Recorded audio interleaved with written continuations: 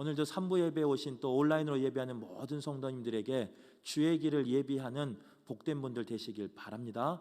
말씀 중에도 나누겠지만 주의 길을 예비할 때요, 우리의 깨끗함을 통해서, 정결함을 통해서, 거룩함을 통해서 그 길을 예비하여서 기쁜 성탄절 맞이하는 우리 모두가 되길 간절히 바라겠습니다. 우리는 오늘 대림절 세 번째 주일을 지내고 있습니다. 대림절은 예수님께서 이 땅에 오신 그 날을 기념하여 오시기 전 4주를 구별하여 드리는 기간이 바로 대림절기입니다. 이 땅에 오신 예수님께서 다시 오실 것이라는 약속을 믿고 그 소망을 가지고 예수님을 기다리며 살아가는 것을 말합니다. 특별히 코로나로 인해서 좌절하고 때로는 포기하고 싶고 어디로 가야 할지 모르는 우리에게 예수님께서는 말씀을 통해서 다시 분명히 오신다고 우리에게 말씀하고 계십니다. 우리도 다시 오실 예수님을 기다리듯 오늘 본문에 보면요, 이스라엘 백성도 예수님이 오시길, 메시아가 오시길 간절히 기다리고 있었습니다. 성경의 구약 성경의 마지막 선지자는 말라기 선지자입니다. 말라기 선지자를 끝으로 하나님께서는요, 약 400여 년 동안 이스라엘 백성에게 말씀하지 않았습니다. 그들에게 애언하지 않았습니다. 그들에게 나타나지 않았습니다. 이 시기를 신학적으로요, 영적 암흑기라고 우리는 이렇게 이야기합니다. 그러기에 그런 영적 암흑기였기에 빛 대신 예수님이, 빛 대신 메시아가 그들에게는 필요했다는 거예요. 더욱더 간절한 마음으로 빛 대신 메시아가 우리 삶 가운데, 그들의 삶 가운데 오기를, 그 탄생을 기다리고 있었습니다. 특별히 이스라엘 백성은요, 그 메시아 탄생을 기다렸는데 여러 가지 이유가 있었습니다. 그 중에 하나는 뭐냐? 당시 정치적인 상황 때문에 예수님이, 메시아가 오셨으면 좋겠다라고 그들은 소망하며 살았다는 거예요. 당시는요, 로마가 이집트까지 점령하는 그런 막강한 권력을 가지고 있었던 로마가 지배하는 시대였습니다. 로마의 지지를 받은 이방인 헤롯이 유대인들에게 왕노릇을 하면서 유대인들을 핍박하고 유대인들을 착취했던 시대가 바로 예수님이 태어난 그 시대였다는 거예요. 그러한 정치적인 속박 속에서 벗어나길 원하는 마음으로 이스라엘 백성은 우리에게 메시아가 왔으면 좋겠다라면서 소망하며 살았어요. 메시아가 오면 이 모든 속박에서, 모든 핍박에서, 특별히 그 압제하는 로마의 그 손길에서 건짐받을 수 있을 거다는, 구원받을 수 있을 거다는 그 소망이 이스라엘 백성에게 있었습니다. 애굽으로부터 자신들을 해방시킨 모세처럼 선지자로서의 메시아를 그들은 원했던 겁니다. 오실 메시아가 정치적으로 우리에게 자유를 주기를 원하는 마음으로, 또 삶에서 우리에게 자유를 주기를 원하는 마음으로 그들은 간절한 마음으로 기다렸다는 거예요. 또 다른 이유는 뭐냐? 경제적인 문제 때문에 예수님이 우리 삶 가운데 메시아로 왔으면 좋겠다 하는 소망 가운데 이스라엘 백성은 살았다는 거예요. 정치적인 압박과 핍박과 착취가 계속 이어졌습니다.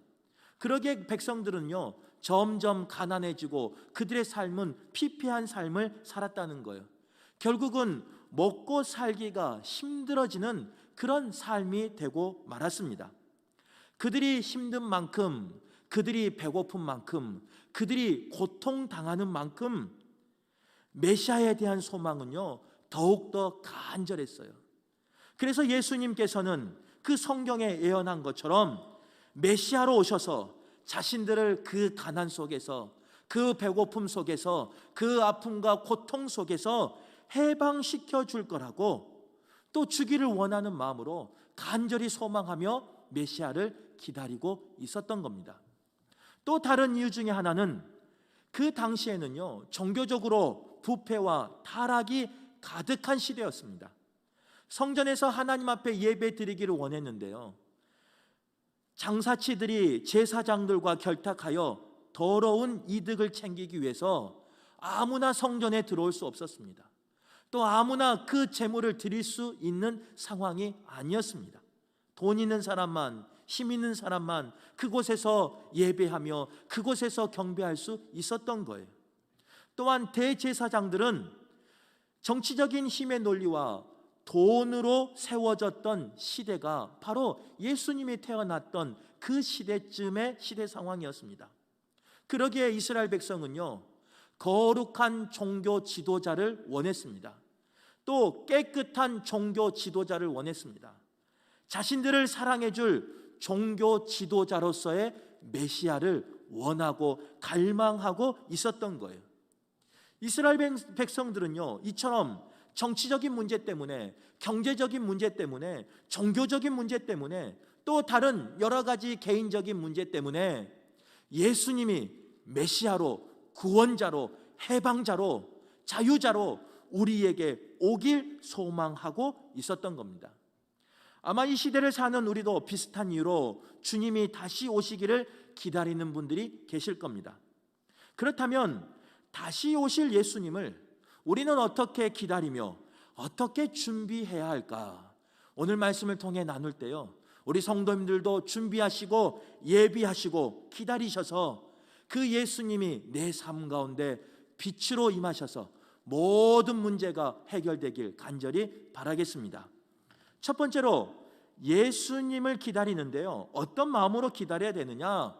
회개하는 마음으로, 회개함으로 기다리며 준비해야 한다는 거예요.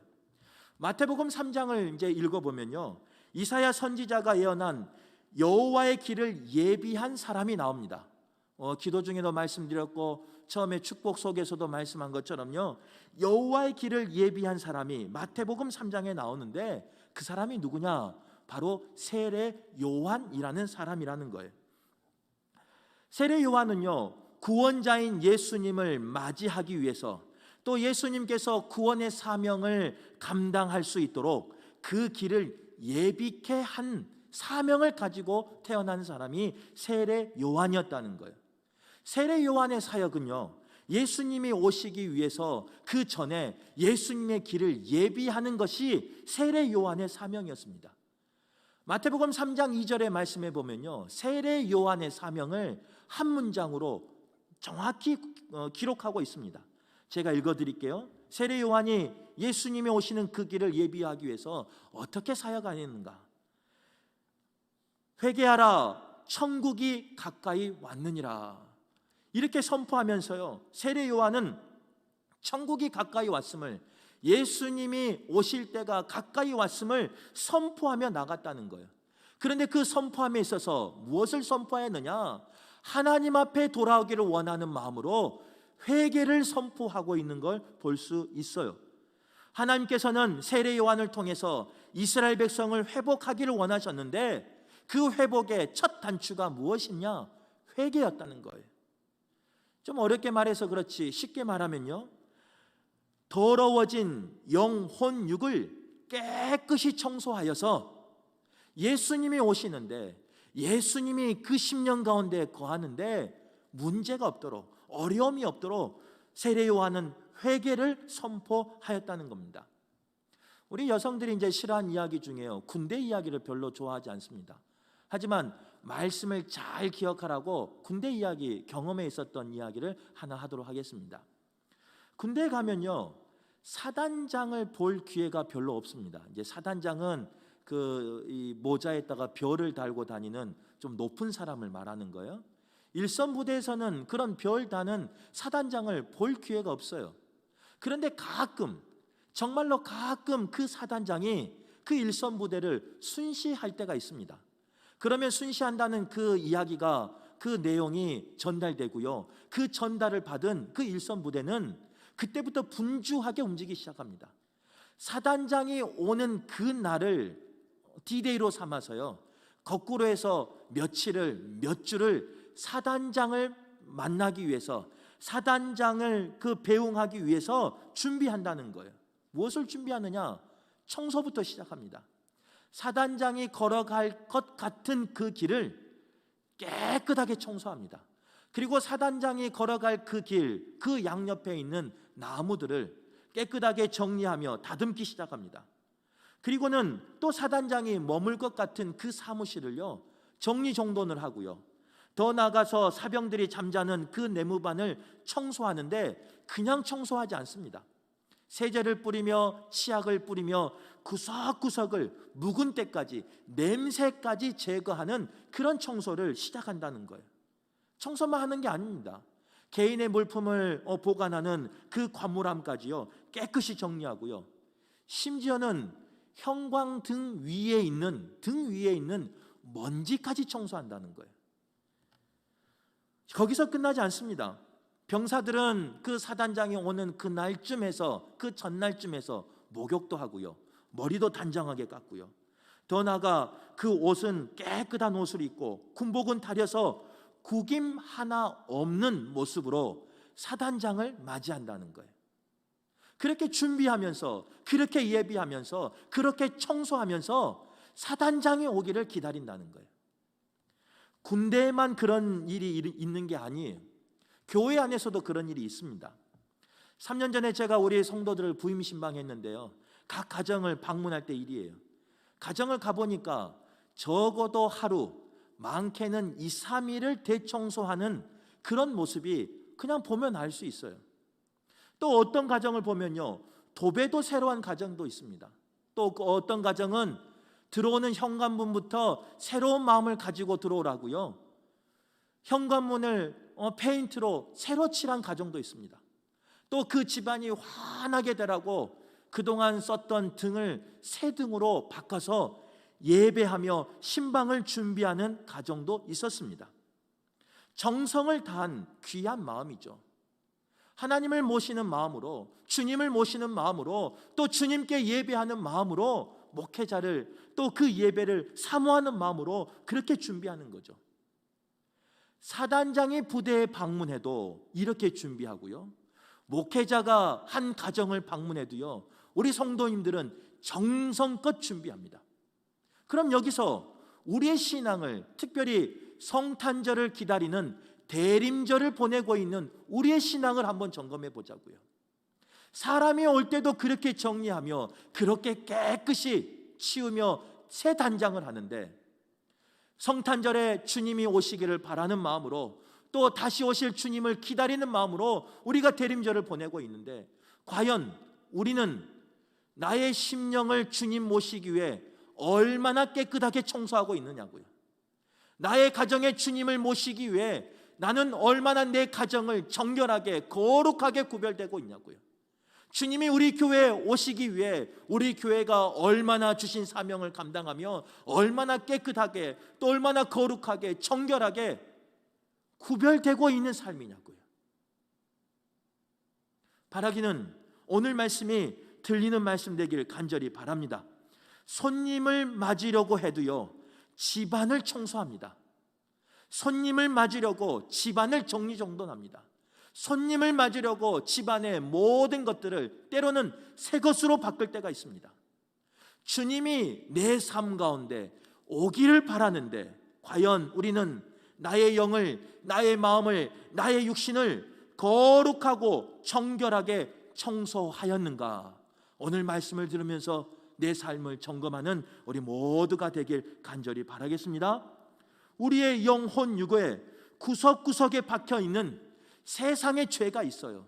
욕심이 있기도 하고, 시기도 있기도 하고, 불평과 분노와 교만과 이기심이 내 마음속 구석구석에 담겨져 있어요. 때로는 그것들이 내 삶을 가득 채워서요, 분출되기도 하고, 그것들로 인해서 내 거룩한 성전을 더럽힐 때도 있어요. 나만 더럽히는 것이 아니라 우리 가정을 더럽힐 때도 있고요, 교회 신앙 공동체를 더럽힐 때가 있다는 거예요. 그런 죄들로 더럽혀질 때가 있다는 거예요. 그런데 그 더러운 가운데 어떻게 주님이 오시겠냐고요. 바라기는 그 죄 가운데, 그 욕심과 시기와 불평과 분노와 교만과 이기심, 그 죄 가운데 나의 삶을 깨끗이 청소할 수 있기를 바랍니다. 나의 심령을 깨끗이 청소하며, 나의 가정을 깨끗이 청소하며, 나의 교회를, 우리의 교회를 깨끗이 청소하는 우리 모두가 될 수 있기를 간절히 바랍니다. 그래서 주님이 오실 때요, 기뻐하며 즐거워하며 편히 쉴 수 있는 우리의 심령 되기를 바라고, 우리의 가정 되기를 바라고, 우리의 교회 되길 간절히 바랍니다. 죄의 문제만 해결돼서는 안 돼요. 우리 가운데 안고 있는 모든 질고의 문제도 해결되기를 바라요. 병의 문제도 해결되기를 바라요. 나의 근심 걱정의 문제도 해결되기를 바라요. 내 심정에 있는 그 감정의 문제까지, 사람과의 관계의 문제까지 다 해결되기를 바라요. 그래서 주님이 오실 때는요, 정결한 마음으로, 깨끗한 마음으로, 거룩한 마음으로, 구별된 모습으로 주를 맞이하여 기쁜 성탄절을 맞이하는 저와 여러분 되시길 간절히 바라겠습니다. 두 번째로요, 주님을 기다리고 준비하는데 어떤 모습으로 해야 되느냐? 순종함으로 해야 한다, 이렇게 성경은 말하고 있습니다. 예수 그리스도의 탄생의 중심에 중요한 인물이 두 명 있습니다. 한 명은 육신의 아버지인 요셉이고 육신의 어머니인 마리아예요. 예수님의 탄생이 누군가에게는 기쁨일 수 있었어요. 누군가에게는 이제 메시아가 왔다는 그런 축제의 날일 수도 있어요. 하지만 적어도 육신의 아버지인 요셉에게는 그날은 축제의 날이 아니었습니다. 아마도 그날은 인생 가운데 찾아온 가장 큰 위기의 날이었을 겁니다. 아무리 보아도 빠져나갈 방법이 없는 막다른 골목에 놓여 있는 그런 상황과 같은 상황이었을 거예요. 그 이유는 이래요. 율법의 정결법에 따라서 약혼했던 사랑하는 마리아가, 아내가 이제는 돌에 맞아서 돌 무더기 가운데 죽임을 당하게 되는 상황이 지금 상황이라는 거예요. 더 나아가서 자신은요, 영원히 떼낼 수 없는 꼬리표가 붙어 다닐 그런 생각 때문에, 그런 고난 때문에 하루하루 힘든 삶을 보내고 있었던 사람이 바로 요셉이었습니다. 그에게 이 어둠 터널을 빠져나갈 해답이 필요했어요. 어떻게 하면 이 어두운 터널을, 어떻게 하면 막다른 이 골목에서 구원받을 수 있을까, 벗어날 수 있을까, 그는 고민했을 거예요. 인생의 막다른 그 골목 가운데 벗어나기 위해 그가 결정한 것은 뭐냐? 가만히 파혼하기를 선택한 겁니다. 누구에게 알리는 것이 아니라 가만히 파혼하는 것을, 헤어지는 것을 선택했다는 거예요. 그런데 그때 그의 꿈에, 이제 잠잤을 때 그의 꿈에 주의 사자가 나타나요. 그리고 뭐라고 말하느냐? 그 아이가 성령님의 잉태로 된 아이다라고 알려줍니다. 더 나아가 그 아이의 이름을 말하면서 그가 구원자며 그가 이스라엘 백성과 함께 할 것이며 이스라엘 백성을 구원해낼 메시아다라고 이렇게 가르쳐줘요. 하나님의 사자를 만난 그는, 요셉은 세상 사람들이 반응하는 모습이 아닌 특이한 반응을 해요. 보통 사람들은 그것을 부인하며 그것을 외면하며 그것을 나의 사명으로 받지 않을 겁니다. 그런데 오늘 읽은 본문을 보면요, 24절 25절 말씀이에요. 요셉이 그 사자를 만나고 어떻게 행동하는가 잘 기록되어 있습니다. 제가 한번 읽어드릴게요. 요셉이 잠에서 깨어 일어나 주의 사자의 분부대로 행하여 그의 아내를 데려왔으나 아들을 낳기까지 동침하지 아니하더니 나음에 이름을 예수라 하니라. 요셉은 예수님이 태어날 때까지 기다렸어요. 그냥 기다린 게 아니에요. 순종함으로 기다렸어요. 자신에게 주신 사명임을 알고 순종하며 기다렸고, 절제함으로 기다렸고, 믿음으로 기다린 사람이 요셉이었어요. 막다른 골목 앞에서 순종하기가 쉽겠습니까? 죽음의 그 문턱 앞에서 하나님의 말씀에 순종하기가 쉽겠습니까? 내 삶의 눈물 앞에서, 고통 앞에서, 애통함 앞에서 하나님의 말씀에 순종하기가 쉽겠습니까? 어려워요. 나의 자존심 앞에서, 하나님의 말씀 앞에서 무릎 꿇고 순종하기가 쉽겠습니까? 설교는 이렇게 하지만요, 목사인 저도 요셉이라면 순종할 수 없을 것 같습니다. 솔직하게 그래요. 아마 우리의 모습이 다 그럴 거예요. 그런데 요셉은 순종했어요. 그랬더니 그 요셉을 통해서 메시아가 나고요, 그 메시아가 이스라엘 백성을 구원하며 온 인류를 구원하는 그런 역사를 이루어가는 거예요. 요셉뿐만 아니에요. 또 한 명의 순종하는 사람이 있었습니다. 누가복음 1장 38절에 보면 이렇게 고백되어 있어요. 마리아가 이르되 주의 여종이오니 말씀대로 내게 이루어지이다 하매 천사가 떠나가리라. 마리아는 자신이 하나님의 종이라고 말하고 있습니다. 더 나아가 종이기에 무조건 순종하겠습니다 라고 말하고 있습니다. 역사상 그 누구도 이렇게 순종한 사람이 별로 없어요. 우리가 잘 알고 있는 하나님의 사람 모세만 봐도 그렇습니다. 하나님이 모세를 택하시고요, 모세를 부르시고 애굽으로 가라 그럽니다. 고통받고 있는 그 애굽 땅으로 가서 나의 백성, 나의 사랑하는 백성, 나의 선택받은 백성을 출애굽시키라고, 구원하라고 하나님이 명령하십니다. 그런데도 불구하고요, 모세는 몇 번이나 사양했어요. 몇 번이나 거절했어요. 몇 번이나 그 사명을 감당치 못하겠다고 하나님 앞에 뿌리쳤어요. 결국 하나님께서 노하시며 그를 보내십니다. 모세만 그런 게 아니에요. 우리가 잘 알고 있는 에레미야 선지자도 그랬습니다. 하나님의 부르심을 받고 이스라엘 백성을 구원하는 그 선지자의 사명을 감당하라고 불러주셨어요. 그런데 에레미야는요, 뭐라고 대답하느냐? 에레미야 1장 6절 말씀에 이렇게 기록되어 있어요. 내가 이르되 슬프도소이다 주 여호와여 보소서 나는 아이라 말할 줄을 알지 못하나이다 하니. 이 말은 무슨 말이냐면요, 하나님 그 사명 주신 게 슬픕니다. 그 사명을 감당하는 게 슬픕니다. 왜 나만 고생하며, 왜 나만 희생하며, 왜 나만 억울한 일을 당해야 됩니까? 슬픕니다. 저는 아이입니다. 그 사명을 감당할 수 없습니다. 저의 입은 둔하고 저의 입은 말할 줄 모르는 그런 아이입니다. 에레미야 선지자도 하나님의 말씀에 불순종할 때가 있었습니다.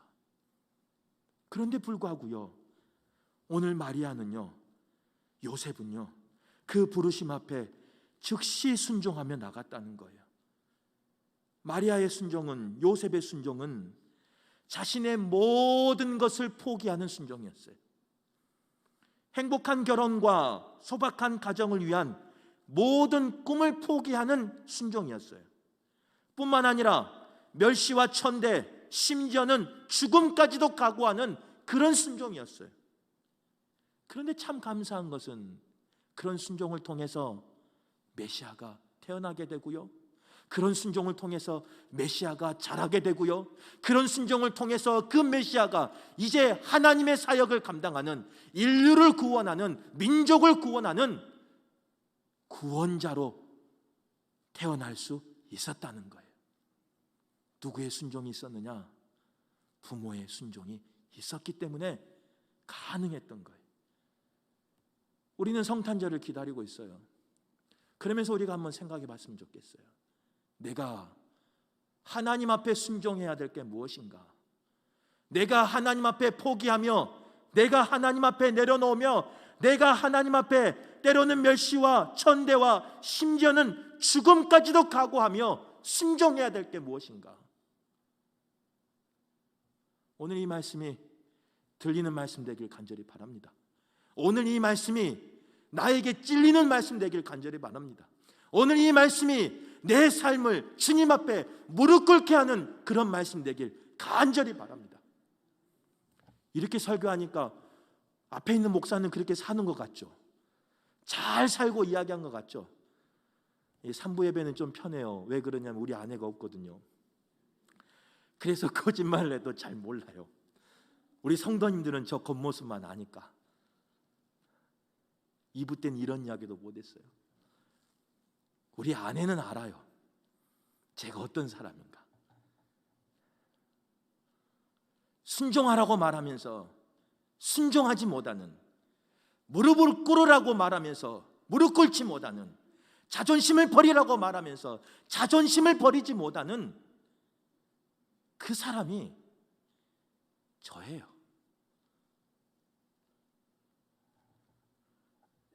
그런데 저만 그럴까요? 저만 그랬으면 좋겠습니다. 바라기는 금옥에 출석하는, 금옥에서 예배하는, 금옥에서 예배드리는, 온라인으로 예배하는 모든 성도는 저 같은 사람이 아니라 주님 앞에 순종하며 나가는 그런 분이었으면 좋겠습니다. 그래서 예수 그리스도의 탄생을 예비하며 예수 그리스도의 탄생을 통하여 인류를 구원하는 역사 가운데 쓰임받는 그런 복된 분이었으면 좋겠습니다. 오늘 예배하는 모든 분들이 하나님의 부르심에 순종하며 헌신하며 절제함으로 기다려서 위대한 역사 가운데 쓰임받는 축복의 통로로 쓰임받길 간절히 바라겠습니다. 세 번째로요, 찬송함으로 기도함으로 기다리며 준비했다는 거예요.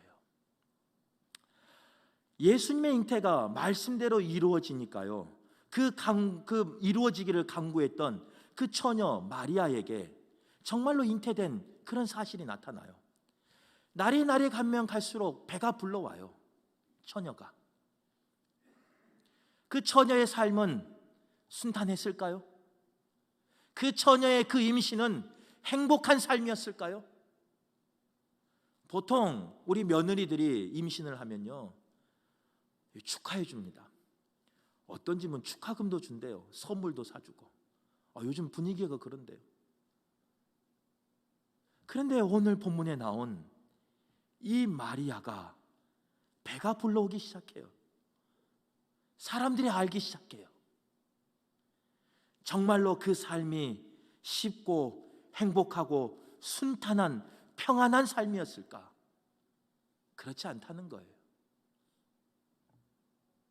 그런데도 불구하고 마리아는 감사의 찬송을 하나님 앞에 고백한 것을 볼 수 있습니다.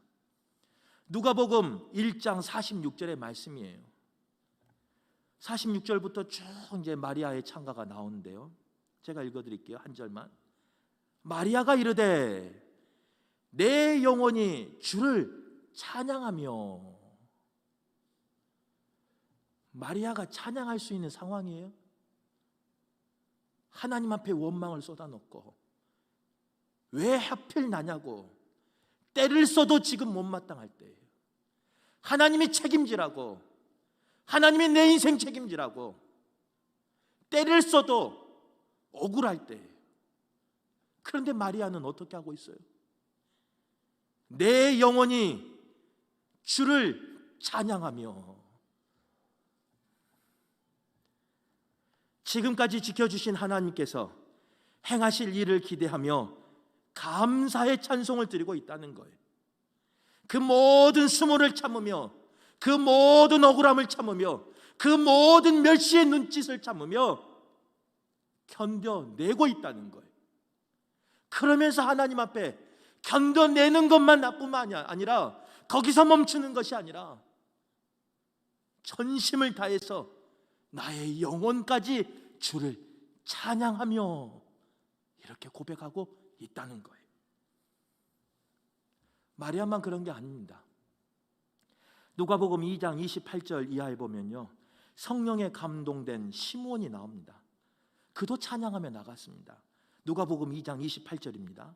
시므온이 아기를 안고 하나님을 찬송하여 이르되. 성전에서 기다렸어요. 메시아가 오기를 기다렸어요. 그런데 메시아가 왔다는 소식을 들었어요. 그리고 그 메시아를 안으면서 찬송하며 찬양하며 나갔던 시므온이 성경에 기록되어 있어요. 또 쭉 읽어보면요, 누가복음 2장 36절에 이하에 보면요, 결혼한 후 7년 만에 남편을 잃어버린 과부 이야기가 나옵니다. 그런데 그 과부는요, 지금 나이가 84세예요. 남편을 잃고 평생을 성전을 떠나지 아니하고요, 주야로 금식하며 기도하며 찬양했던 여인이 나와요. 그 여인이 누구냐? 안나라는 여인이에요. 평생을 84세까지 성전을 지키며 주야로 금식하며 하나님을 찬양하며 하나님 앞에 기도하며 간구하며 예수님 오시기를 기다렸다는 거예요. 남의 이야기니까 쉽죠. 결혼한 지 7년 만에 남편을 여였어요. 평생 혼자 살기가 쉽겠습니까? 그것도 주의 전에서 금식하며 기도하며 살기가 쉽겠습니까? 사람들이 뭐라고 말했겠습니까? 녹음이 안 되면 좋겠는데 저 미친, 아마 그랬을 거예요. 그런데 안나는요, 그런 수모를 당하며 그런 욕을 들으며 그래도 성전을 지키고 메시아를 만나기 위해서 끝까지 금식하며 기도했다는 거예요. 끝까지 기다리며 찬양했다는 거예요.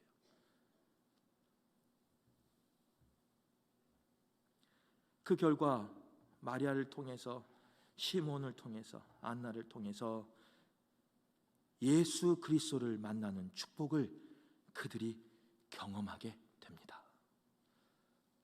힘들고 어렵지만, 도저히 감사할 것이 없지만, 감사가 아니라 때로는 모멸과 멸시와 무시와 조롱과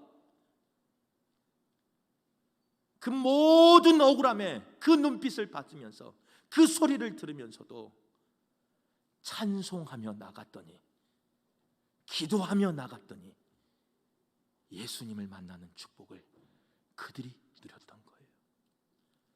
바라기는 이번 성탄절이 그런 성탄절 되길 간절히 바랍니다. 코로나 때문에 힘들고 여러 가지 상황 때문에 마음도 아프고 눈물도 나고 후회도 되고 그런 상황이지만, 그 상황 속에서 도저히 나을 수 없는 찬양이지만, 도저히 간구할 수 없는 기도이지만, 찬송과 기도를 끊이지 아니하는 우리 성도 되어서 나의 구원자 되시며 나의 모든 짐을 해결하시고 내 삶 가운데 자유를 주시는, 더 나아가 우리 가정 가운데, 우리 자녀와 우리 후손 가운데, 특별히 병고 가운데 있는 육신의 병고든 마음의 병이든 영적인 병이든 그 모든 것 가운데서 예수를 만나 자유하시는, 승리하시는 우리 성도님들 되시길 간절히 바라겠습니다.